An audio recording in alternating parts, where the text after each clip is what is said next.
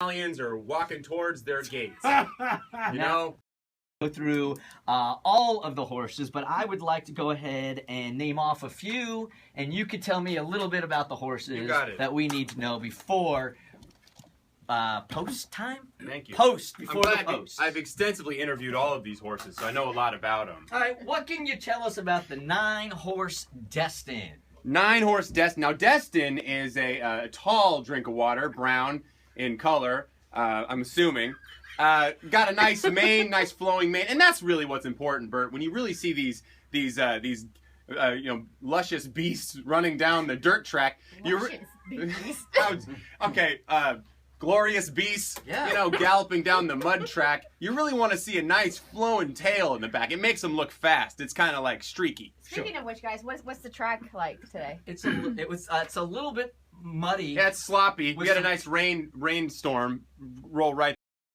The jockeys have a whole bunch of different goggles on, and as the dirt sprays into their face, they keep taking one goggle off, and then the next goggle off, and the next goggle off, making the track's condition really doesn't really matter. I am worried about the horse. I am worried about the horse eyes. Now, hopefully, we can fix some of the horses with goggles too, because the last thing you want to do is you don't want to have Destin catch a big wad of mud right in the eyeball. That's not good for his ability to navigate the track. Now the horses are getting into the thingy, and so what we want to do, the horses are getting into that long green thingy. And it's called the cage chute. No, it's not.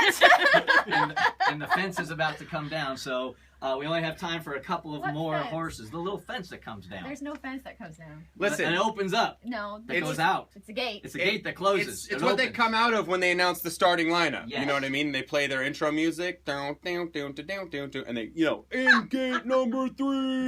No more Mo Tom, Tom. the producer of the Kentucky Stop Derby, it. okay?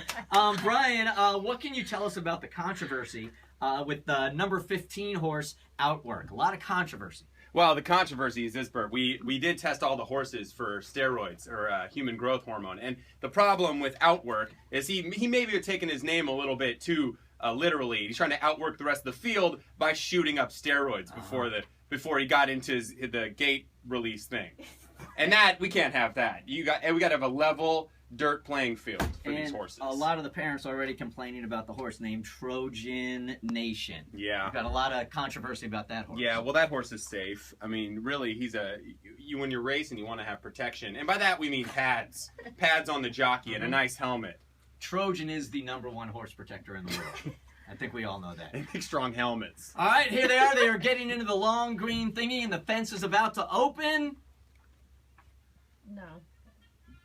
No. Thank God the trumpet guy came. No. Last horse getting into the trailer. It's the number 4 horse, which is number 4. Mo Tom, my favorite horse. Oh, and they're off! They're off! Oh my! Oh, the white horse in the back looks tired already. Poor guy probably was up late last night. That's not good. You got to get a good 8 hours of sleep before you go race on the Kentucky Derby. Now we've got a bunch of brown horses in the front.